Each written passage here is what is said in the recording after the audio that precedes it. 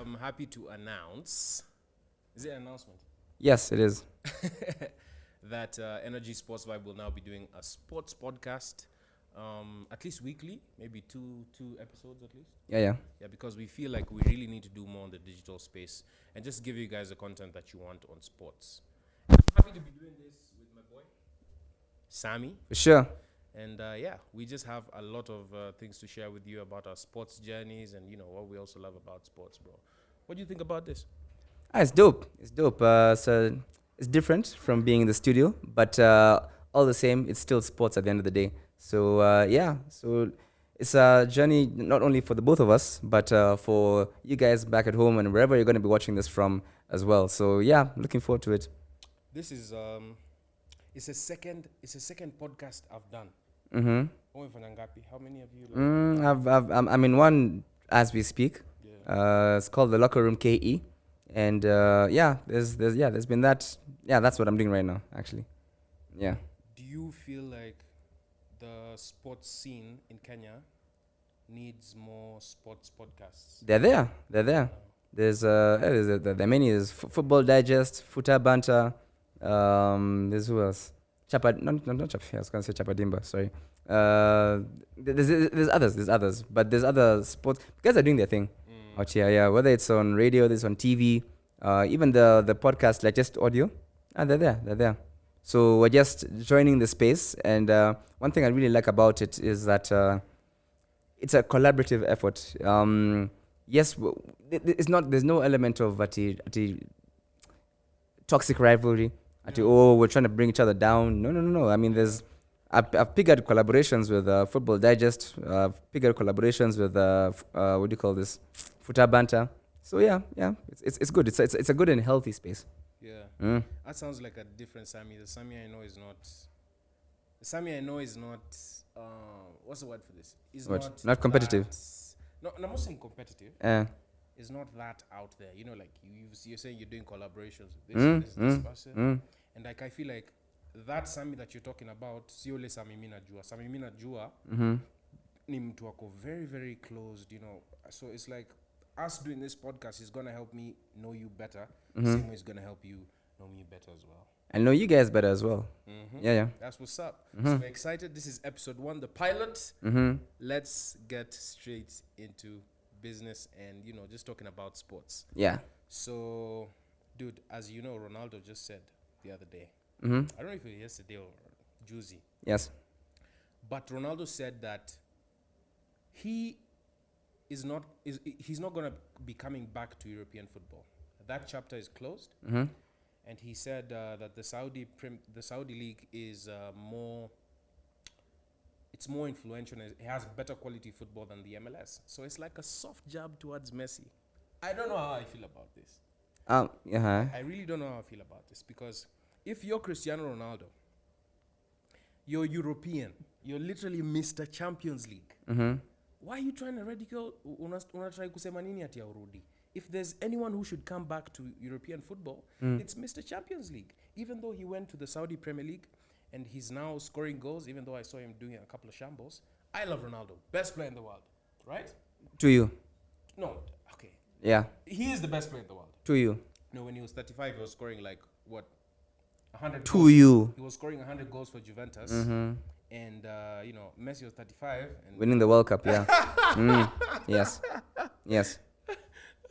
Yeah, but, so I did feel like what he said was right because, even though you're in the Saudi Premier League and now players are coming in, you have Benzema there, you have N'Golo Kante, you still need to respect where you're from because you have young players that are going to be playing in the Champions League. You have young, you have coaches. The whole infrastructure of Europe is built around its legends. Yeah. Yeah. I don't kimaliza game. You still come back.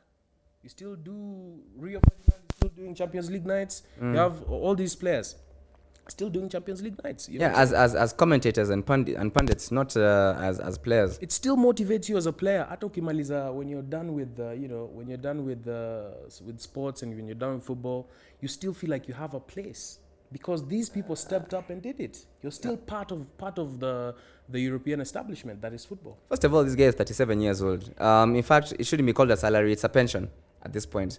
him joining Saudi. Okay, there's something he said. First of all, about Ronaldo doesn't care about European football anymore. In fact, he said that it has reduced in quality. He said the only league that's functioning properly right now is the English Premier League.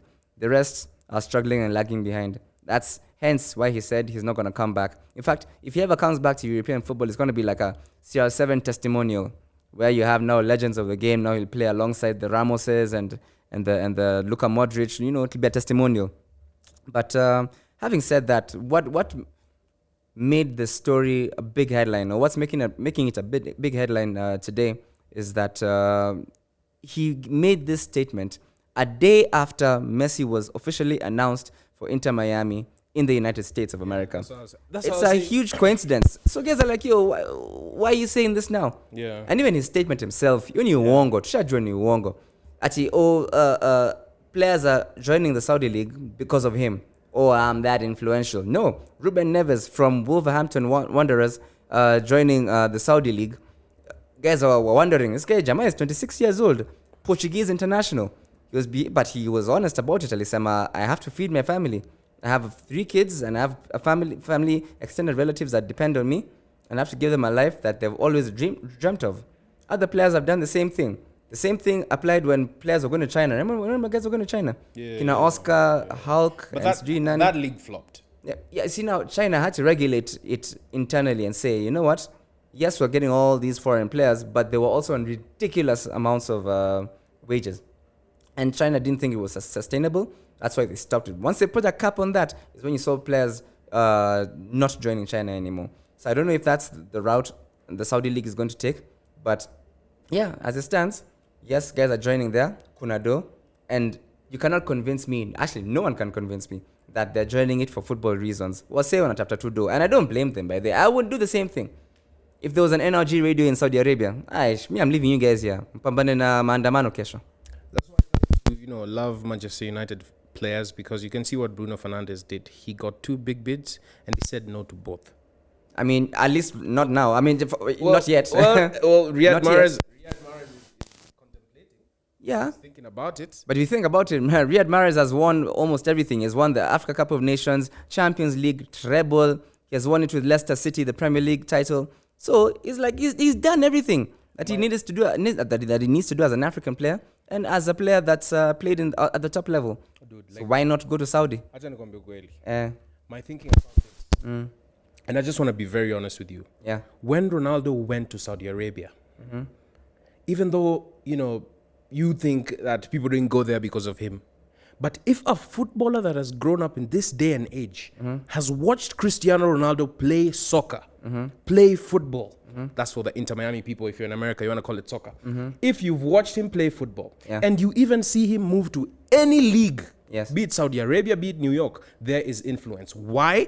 He is the most famous human being in the world.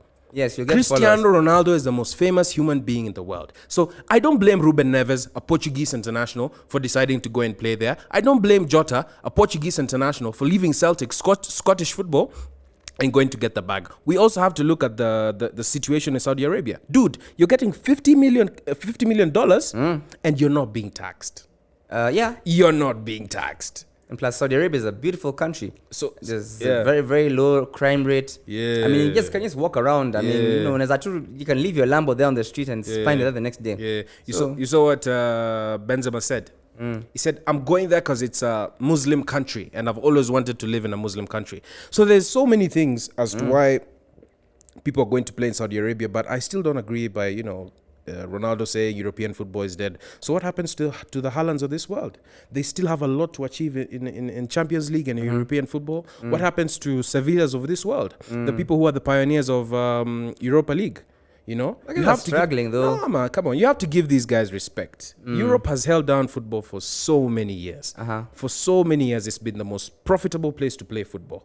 Now, this policy by Saudi Arabia pouring money into the game, they need to learn from China. China has been the only economy that has rivaled America for a long time.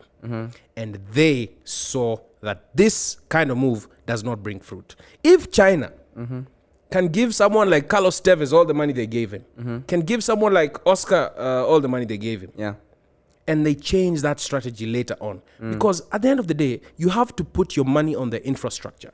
I saw something somewhere I was saying, Saudi Arabia has actually set aside $70 billion. That is a Vision 2030 for them to actually sustainably, develop football in Saudi Arabia.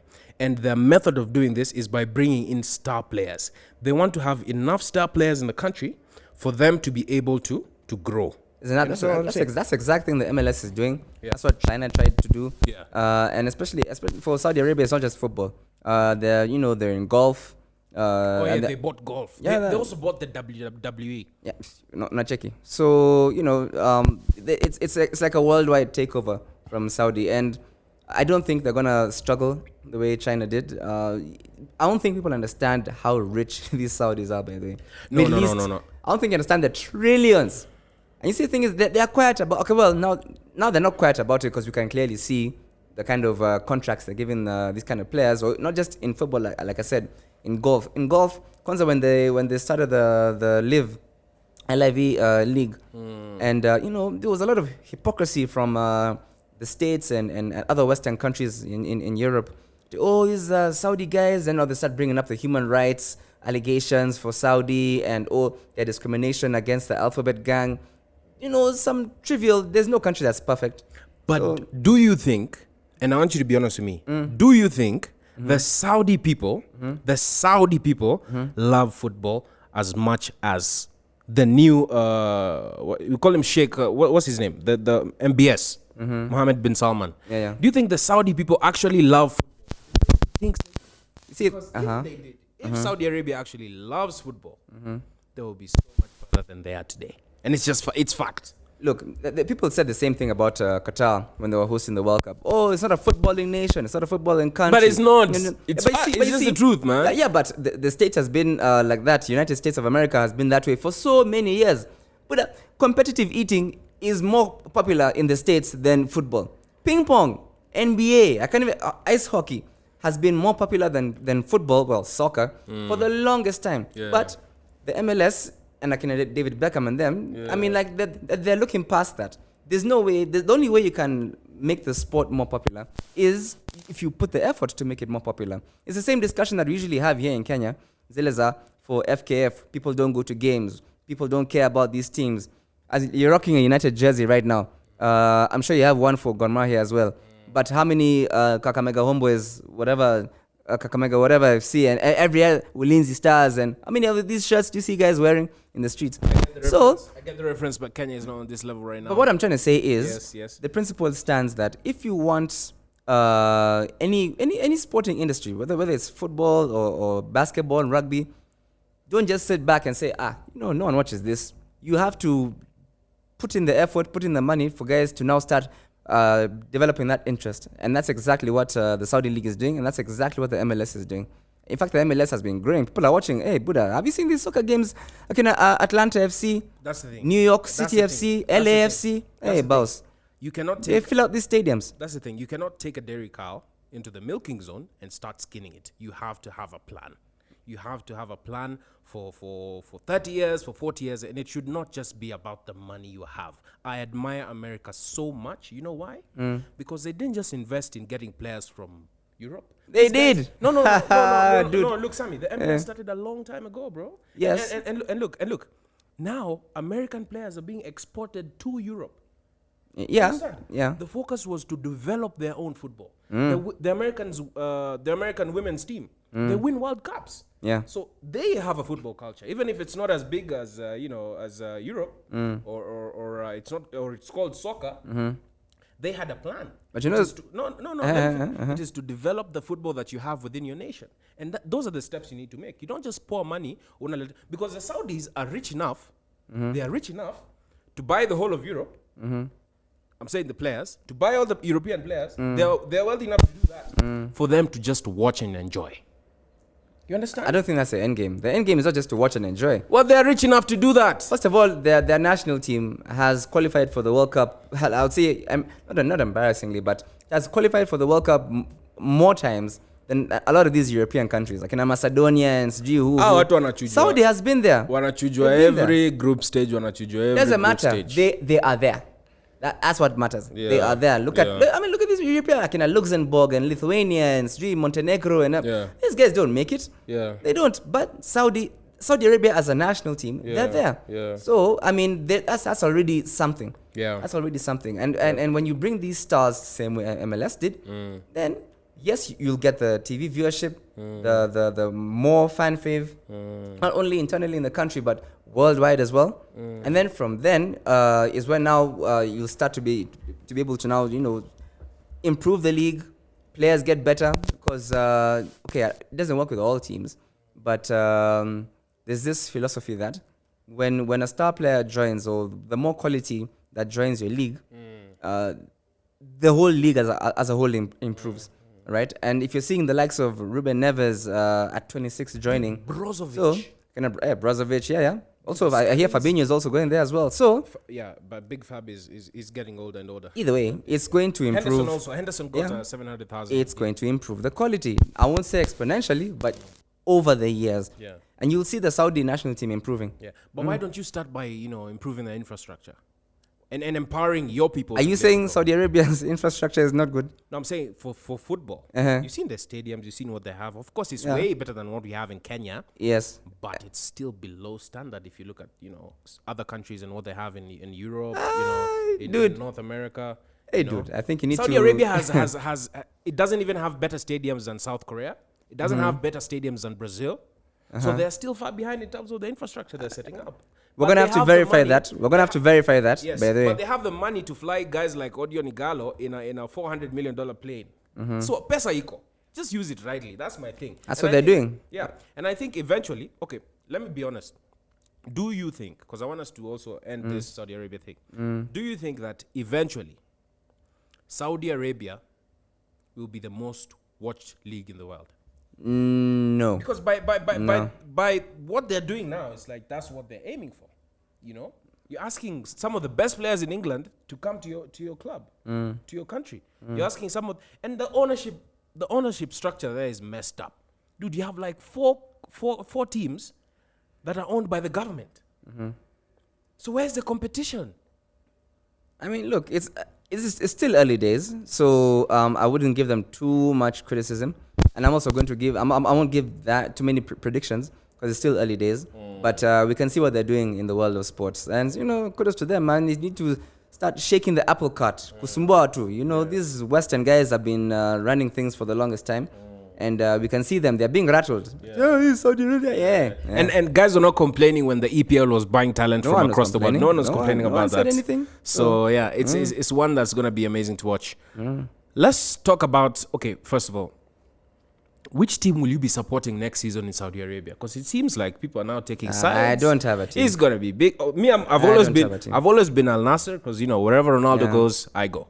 You understand? Yeah. I don't have a team. What about Benzema? Something like that. Al Ittihad. I would have to stream it illegally just to watch those matches. The one you can actually watch, I could give you a couple sites. I want it to be on DSTV as well. I really want them to grow their league just in the right way. Yeah. That's what once they make it accessible to me, then fine. But I'm not gonna go looking for it. I mean, come on, not yet. At least not now. Yeah. Unless something miraculous happens. But right now, no. Let me just stick with my treble winners. Sammy's a Man City fan. Oh, of course. Dude, I wanted to ask you. When you're growing up, until we are where we are right now today, what's that one goal that was scored in football?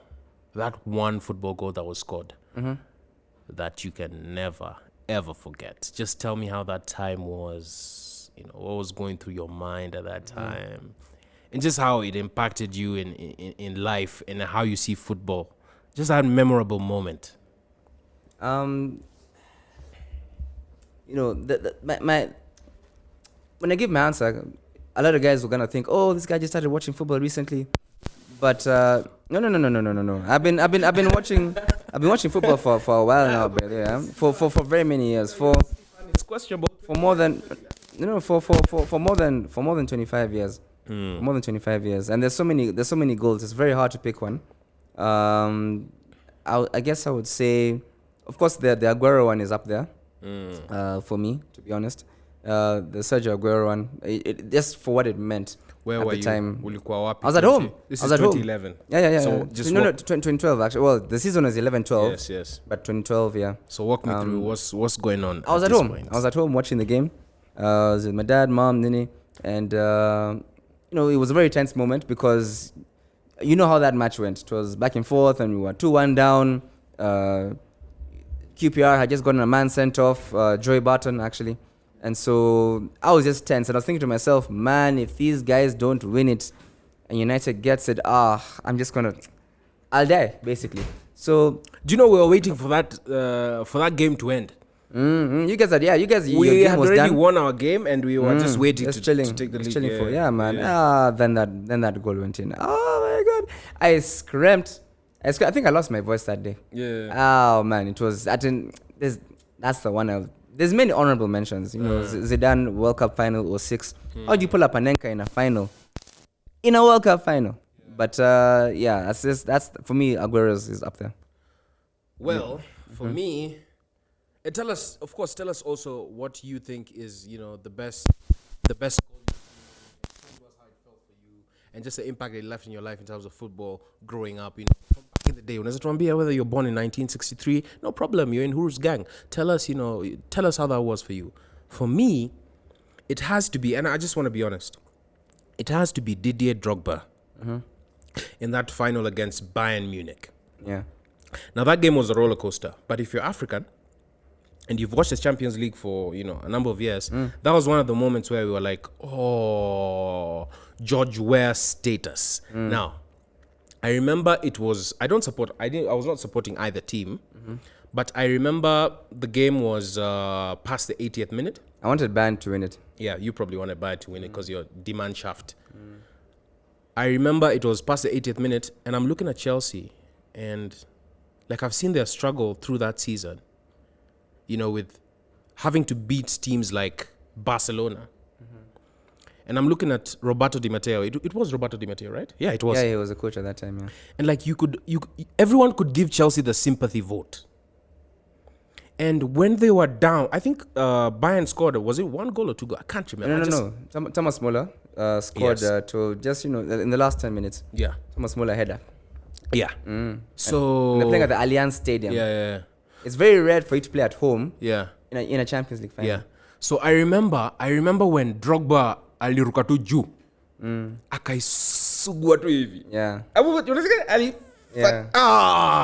That's a glancing header. That was if you know Manuel Neuer, this guy is like 6'4". He's like the biggest goalkeeper. For him to be powerless against that header from Drogba, that's the best goal I've seen in my whole life. And let me mention, the devil is in the details. Drogba's hair. This guy had Jeff Koinange hair, man. It was slick. The ball just glides off it. So for me, it was not about that you had a long shot from outside the D, or you had to dribble past 1,000 people. It was just about what that goal meant. Just for you, the way you're saying City. Aguero's goal was not like Kante. In fact, it was a pass from Balo. Yeah. His only assist in his Man City career. Yeah, but it's about how it influenced you in your life. For sure. That's just amazing what we share about football. Yeah, man. So football is changing, and it's gonna continue to evolve. The one thing that is concerning me a lot, not just here in Kenya, but worldwide, is that the younger it gets, you think to yourself, okay, fine. I want more career paths in Kenya, and just around the world. I just want it to be more streamlined. You understand? I have so many friends, especially in this country, that have tried. In fact, just last week, I was with one, and he was playing in Sweden and all that. Hey, dude, he maisha ni ngumu. Trying to be a pro. Oh my God, the amount of investment the parents put in, the amount of work you have to do. And he was telling me that even just the under 15s, under 16s, those guys are mad. They are, hey. And then you come back and watch an FKF match here, and no offense to any FKF players here. Yeah. I'm just like, it's different. It's different. We need to raise those standards, man, because it doesn't matter if you doesn't matter what you do here. You see the way when you play FIFA in the hood and you're the best in the hood, so Meji Chacha, you're the best, and then you go online. It's a whole different ball game. I don't know. I think I love what Wanyama and Mariga are doing. They just built an academy in Busia. Is it Busia Mumia or something like that? I hope it works. I hope it works. It probably will. They probably will do that because of experienced football outside the country. But I don't think talent. We still don't have the talent that we need in Kenya. The best footballer that we've produced is Victor Wanyama. Is he up to international standard? Is he the best midfielder in East Africa? Has he been that before? Yes, he has. Yeah. Has he been able to maintain that at a high level for many years? No. No, it's because he's 42. Hey, mad love. We're going to see you next time. Same time, same place. It's been an amazing podcast. I can't wait for the second episode. What's up, bro? Yeah. For sure, yeah. And like I said, let's start this journey together and let's grow together and let's have more fun, more laughs, and more sport. Energy, sports, mad love, the basics. Energy Radio.